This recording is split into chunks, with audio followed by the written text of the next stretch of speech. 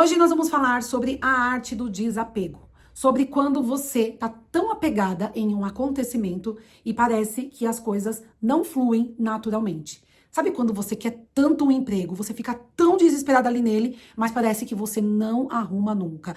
Quando você quer um namorado e você tá ali desesperada procurando alguém e você não consegue sair do lugar. Hoje nós vamos falar exatamente sobre isso. Essa arte de desapegar de um sonho tão profundo que você não permite que isso flua naturalmente. Para começar esse vídeo, eu quero falar para vocês de um momento na minha vida, que é o momento que eu tô aqui persistindo, que é o de tocar violão. Há uns dias atrás, por exemplo, eu tava lá fazendo uma aula e eu queria muito aprender uma música, e eu comecei a conversar com o professor e tal, e ele falou assim: olha, é uma música um pouco mais difícil, mas se você se dedicar um pouquinho, eu tenho certeza que você vai conseguir. E assim foi, gente. Eu comecei a tocar a música ali e parecia que eu não conseguia fluir nem um pouco, sabe? Eu tava tão desesperada naquela nota ali que eu não conseguia fazer a nota. Os dedos parecia que não saíam do lugar. A música de alguma forma travava. Eu não conseguia cantar a música junto com tocar. Ficou uma situação terrível. Eu falava ao professor: poxa, professor, não tô conseguindo. E aí ele falou pra mim uma coisa que ficou gravada na minha memória, que foi assim, ó: você tá persistindo tanto, que você não tá relaxando. Você está estudando ela demais e ela não está fluindo naturalmente. Então começa a fazer as coisas de uma forma mais devagar. Não queira já aprender a tocar no ritmo da música.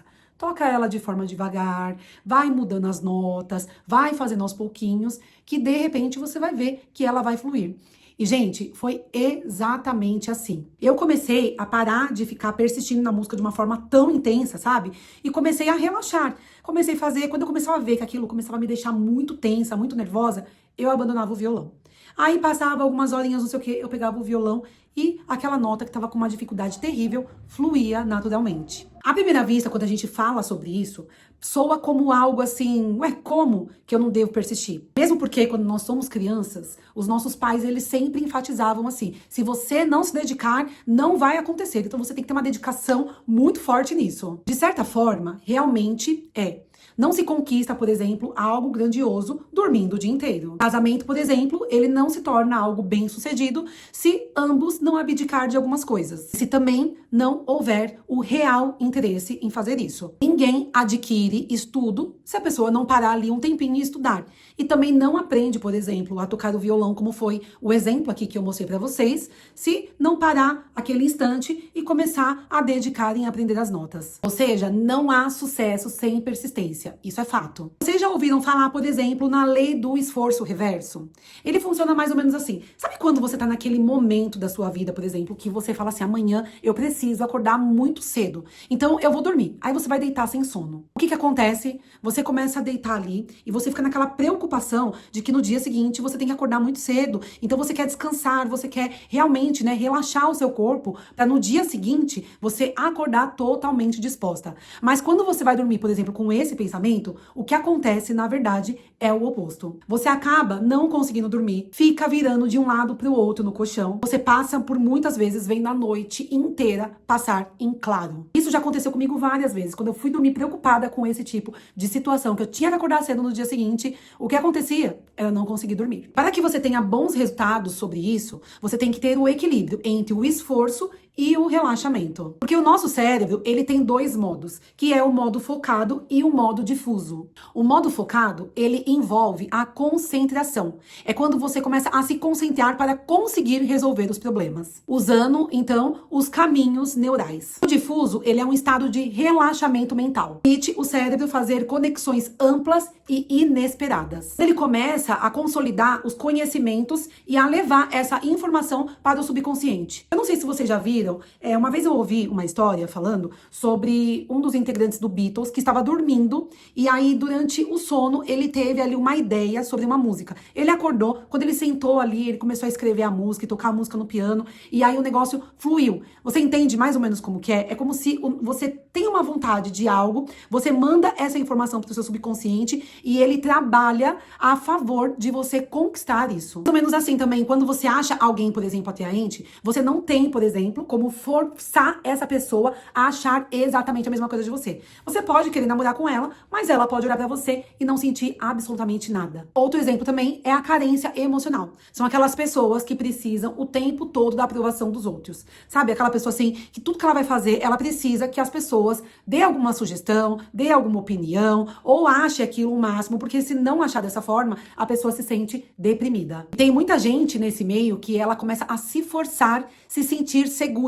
São pessoas que não fluem de forma natural. Elas forçam essa situação. E, na verdade, o que elas passam, na verdade, para as outras pessoas que estão de fora é uma imensa insegurança. Outro dia eu vi uma mensagem que eu não lembro quem que foi que escreveu, mas que falava assim: a verdadeira confiança é quieta e a insegurança é barulhenta. E quando você começa a forçar algo assim de uma forma tão absurda para conseguir, você começa a ativar esse seu modo focado. E esse modo focado que começa a ficar ali, sabe, querendo de todo jeito que as coisas aconteçam, que as coisas vão pra frente, acaba gerando, então, um enorme estresse. Isso gera também aquela ansiedade, né? Eu não sei como que diz mais ou menos o nome, tem um nome que é para uma ansiedade, acho que é ansiedade antecipatória, acho que é uma coisa assim. É quando você começa a antecipar as possibilidades e aí, na verdade, você acaba, infelizmente, tendo um resultado oposto. E aí, esse tipo de resultado começa a te gerar um medo.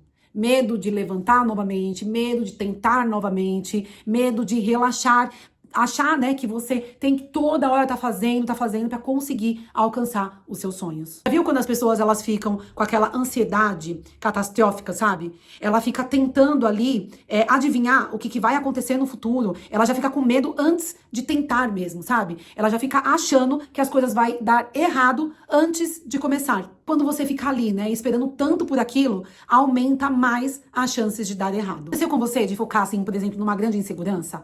Eu mesma, outro dia, passei por uma situação assim. Eu peguei o violão pra tocar.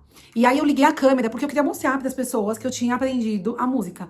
Mas assim, eu tava tocando perfeitamente. Quando eu liguei a câmera, parecia que nada fluía naturalmente. Eu não conseguia tocar a música, eu não conseguia me lembrar qual era a próxima nota. Aí foi ficando terrível, porque eu gerei essa ansiedade catastrófica, sabe? Eu já tava esperando por aquilo, de alguma forma, tinha que sair perfeito, tinha que ser maravilhoso, tinha que ser quando eu tava com a câmera desligada. E, na verdade, eu acabei gerando uma expectativa muito grande de algo. E, nesse momento, eu não conseguia lembrar o que vinha depois. Muitas pessoas também passam por essa situação em entrevistas de emprego. Isso também aconteceu comigo uma vez. Eu fui fazer uma entrevista de emprego e era um emprego muito bom, era muito próximo da minha casa. Era algo, assim, que eu tava sonhando muito, principalmente porque era uma área que eu gostava bastante, que era da beleza. E eu fui fazer entrevista, gente, eu travei. Eu não conseguia decifrar o que a pessoa tava falando. A minha cabeça ficou toda bagunçada, porque era aquele nervosismo imenso, sabe? Em conseguir tanto que no momento da entrevista, que seria o momento mais importante, as coisas não fluíam naturalmente. Eu vi também outro dia na internet, mostrando, eu acho que era o cantor do grupo lá, Metallica. E ele passa por várias situações de muita ansiedade antes do show, sabe? E aí ele tá começando a aprender a trabalhar isso, né? Já tem um tempo que ele aprende a trabalhar esse momento da vida dele, para que ele consiga fazer as coisas fluírem naturalmente. Você fica muito, muito focada em ser feliz, você fica monitorando cada passo que você dá. E aí, o que acontece, na verdade, é o reverso dessa situação. Mais você faz isso, mais você acaba se frustrando com você mesma. Deixar fluir pode trazer resultados incríveis para a sua vida. Você permite que as coisas começam a fluir na sua vida, você começa a ter resultados sem muito esforço. Igual quando um vendedor quer vender algo de toda forma. Ele começa a encher o saco do cliente. O cliente fica cansado e não compra. Quando ele vai lá, passa para o cliente as informações, tira ali, sabe, o pé do acelerador e deixa que a pessoa sinta a vontade de comprar, o que a pessoa faz? Liga para ele e começa a ver a necessidade do produto. Se você quer muito algo, faça a sua parte, mas sem criar aquela enorme expectativa.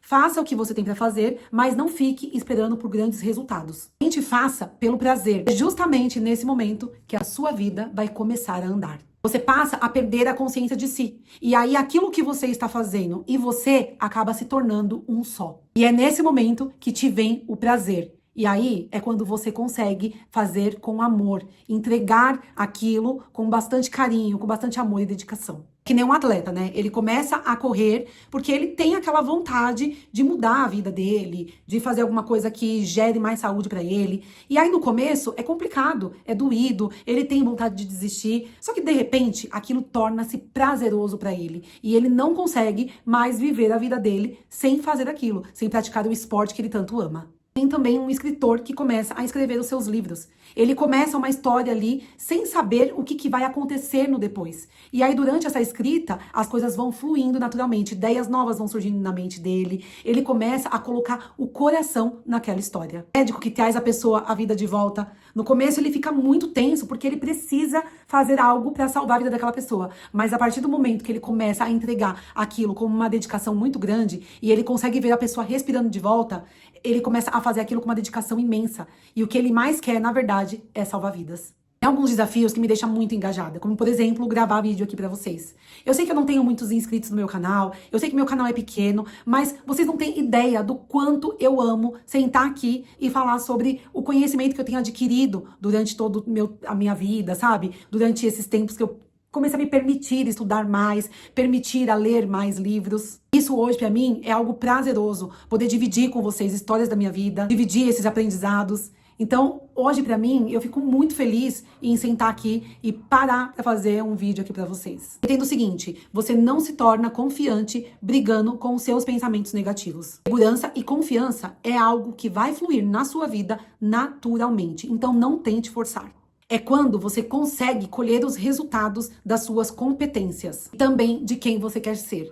Mas eu não tô falando pra você aqui de grandes resultados, mas sim daquilo que você conseguiu enfrentar e daquilo que você conseguiu vencer. Comemorar os seus resultados, ele não precisa ser algo grandioso, ele precisa ser algo que te fez bem naquele momento. Conquistas diárias. Fazer o que tem que ser feito, sair da procrastinação, você cuidando de si, executando todos os seus projetos, cumprindo com as promessas que você fez para você mesma, fiel a você e àquilo que você quer conquistar. Não cedendo às distrações, não cedendo àquilo que te dá um prazer, somente um prazer imediato, mas sim aquilo que vai te trazer um prazer no dia a dia, quando você aprender a persistir. São sobre conquistas básicas, fazer melhor do que você fez ontem, comer mais saudável, se dar a oportunidade de cuidar do seu corpo, de fazer exercícios, de enfrentar a preguiça, de levantar com a fé de que as coisas vão dar certo, de que todos os momentos da sua vida foi apenas um aprendizado. Então hoje escolha valorizar as suas pequenas conquistas.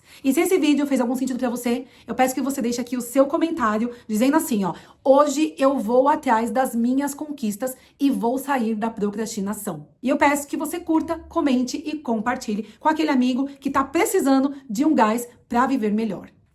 Um super beijo e até o próximo vídeo, pessoal. Tchau, tchau.